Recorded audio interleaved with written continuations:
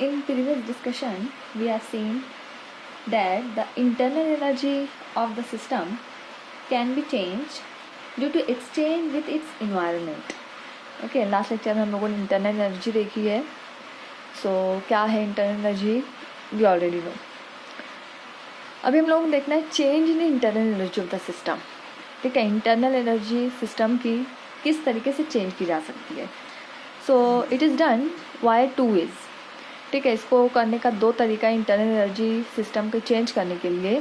First one is by heating the system and second one is by doing work on the system.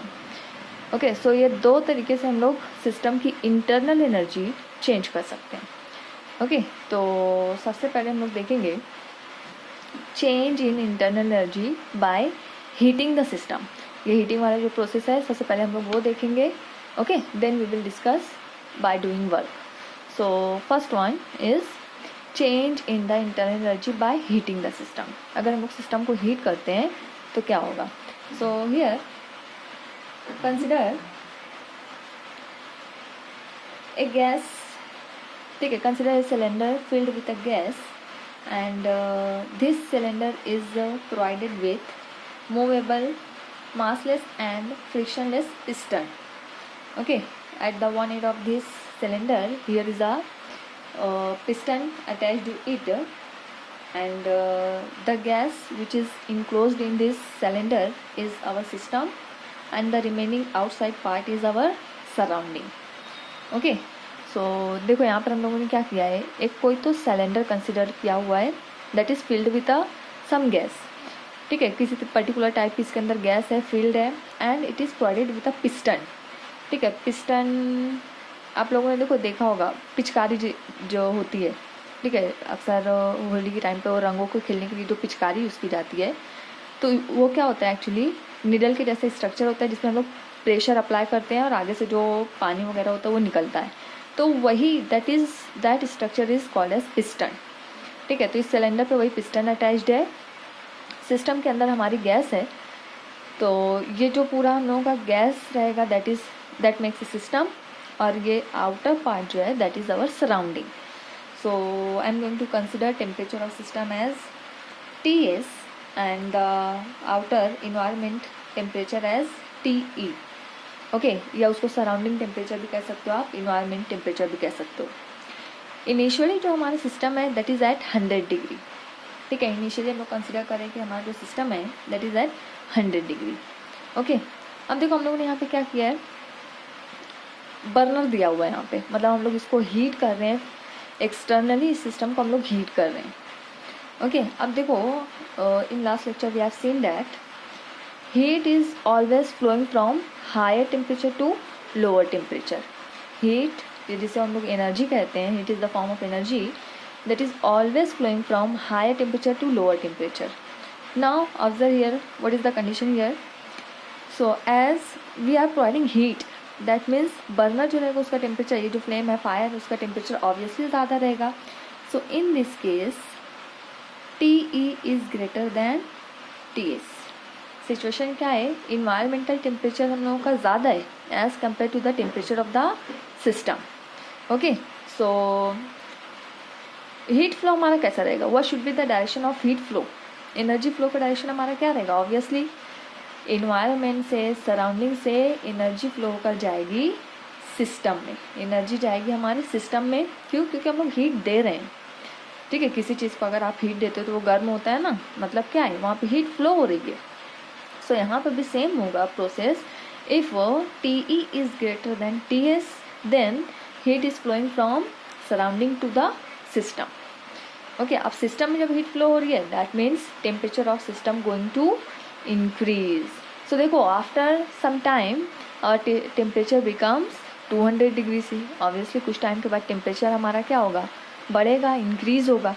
ठीक है, so this is one of the method through which we can change the internal energy. हाँ देखो, अब अगर temperature हमारा बढ़ रहा है, टेम्परेचर अगर बढ़ रहा है तो उसका इंटरनल एनर्जी क्या होगा, इंटरनल एनर्जी भी बढ़ेगा. उसका इंटरनल एनर्जी की वैल्यू भी क्या होगी, हमारी इंक्रीज़ होगी, वो भी बढ़ेगी. ठीक है, क्योंकि हम लोग यहाँ पे हीट दे रहे हैं.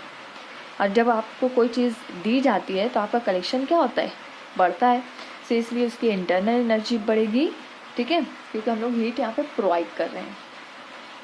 सपोज अगर इसके रिवर्स केस होता है, if the condition is that Ts is greater than T, अगर हम लोग कंडीशन ये है कि temperature of the system is greater than surrounding temperature, system का टेम्परेचर ज़्यादा है, सराउंडिंग का टेम्परेचर कम है, देन व्हाट विल हैपन। सो अगर ये रिवर्स केस होता है तो उस टाइम पे क्या होगा, system going to release the heat, system जो है अपनी हीट को रिलीज़ करेगा, ये अपनी हीट को लॉस करता है, और उस टाइम पे हमारी जो इंटरनल एनर्जी है वो क्या होगी, डिक्रीज़ होगी, इंटरनल एनर्जी कम होगी और gas basically cools down. Okay, so remember one thing, change in internal energy, पहला मेथड क्या है, बाय हीटिंग द सिस्टम। अगर हम लोग सिस्टम को हीट कर रहे हैं, एक्सटर्नली अगर हम लोग उसको हीट कर रहे हैं तो उसकी इंटरनल एनर्जी चेंज होती है, ठीक है, सो ध्यान में रखना है। इस तरीके से पहला मेथड हमारा रहेगा बाय हीटिंग। दूसरा हम लोगों का मेथड है bye doing work on the system, ठीक है, अगर हम लोग यहाँ पे कोई वर्क परफॉर्म कर रहे हैं, तो देखो सेकंड जो हम लोगों का है that is change in internal energy by doing work on it. Okay, so यहाँ पर भी हम लोगों ने वही कंसिडर किया हुआ है, a cylinder filled with some gas, okay, and cylinder is provided with a piston at one end, okay।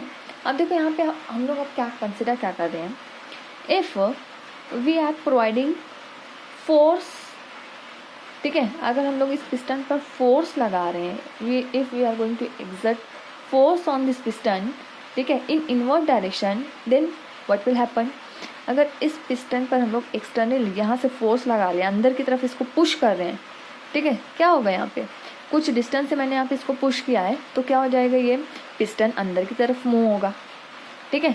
अगर पिस्टन अंदर की तरफ मूव हो रहा है तो गैस क्या हो रही है, gas going to compress, gas is going to compress, ठीक है। मतलब क्या हुआ इसका, अगर हम लोग यहाँ पे पिस्टन को कुछ फोर्स लगाकर इसको इनवर्ड डायरेक्शन में मूव कर रहे हैं, इसको अंदर की साइड पे पुश कर रहे हैं with distance d, that means we are doing work on this system. Force हम लोग दे रहे हैं, कुछ डिस्टेंस से ये मूव कर रहा है, that means force into distance nothing but work done, okay.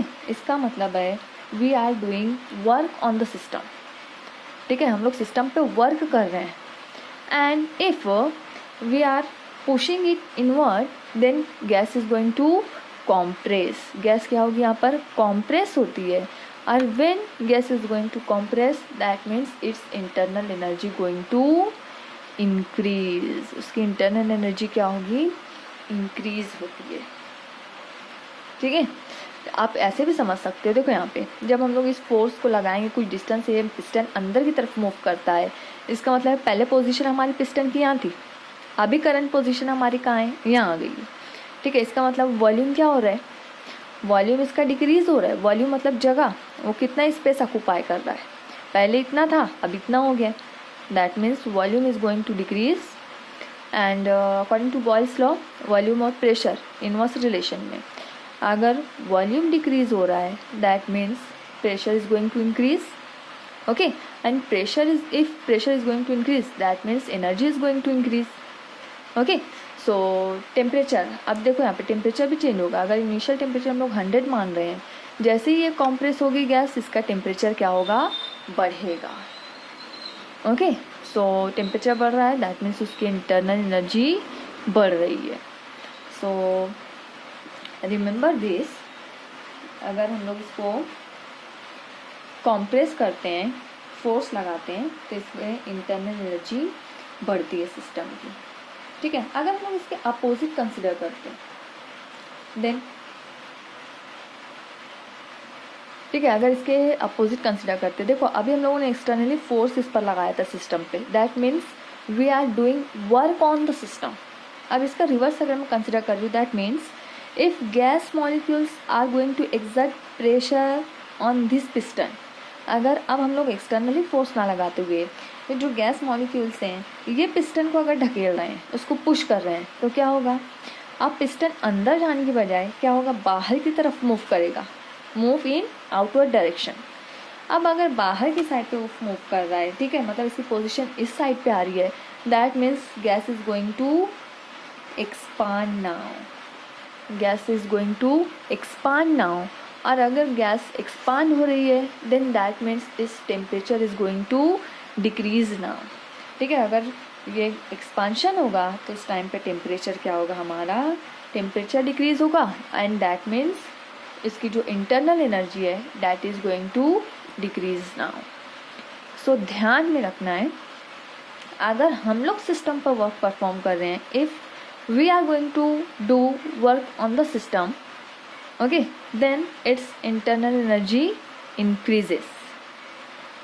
और अगर सिस्टम वर्क परफॉर्म कर रहा है, जैसे कि अभी मैंने बताया, एक गैस मॉलिक्यूल्स अगर इसको पुश करेंगे, ठीक है, तो उस टाइम पे उसकी इंटरनल एनर्जी डिक्रीज होती है, कम होती है। सो इसका मतलब है हम लोग यहाँ पे बता सकते हैं, if system is going to perform work, अगर सिस्टम वर्क परफॉर्म करेगा तो ठीक है, उस टाइम पे इंटरनल एनर्जी हमारी क्या होती है, इंटरनल एनर्जी डिक्रीज होती है। इसका मतलब इंटरनल एनर्जी बेसिकली निगेटिव हो जाती है। हाँ, वर्क डन इस टाइम पे हमारा कैसा रहेगा, पॉजिटिव रहेगा, वर्क डन पॉजिटिव रहेगा, ठीक है। क्यों, क्योंकि सिस्टम परफॉर्म कर रहा है वर्क डन, तो उसे उस वर्क डन को हम लोग कहेंगे पॉजिटिव वर्क डन। लेकिन देखो, अभी सिस्टम परफॉर्म करेगा वर्क, मतलब उसको कुछ ना कुछ एनर्जी लगेगी ना, काम करने के लिए हम लोग को एनर्जी लगती है, काम करने के लिए हम लोग को एनर्जी लगती है। सो अगर सिस्टम वर्क परफॉर्म कर रहा है, इसका मतलब उसकी जो एनर्जी है वो कम होगी, क्योंकि वो वर्क कर रहा है ना कुछ काम कर रहा है, और वो जो वर्क रहेगा दैट इज़ पॉजिटिव, ठीक है। सो ध्यान में रखना है, वर्क डन अगर पॉजिटिव है, इसका मतलब हमारी इंटरनल एनर्जी डिक्रीज होगी, कम होगी। And if work is done on the system,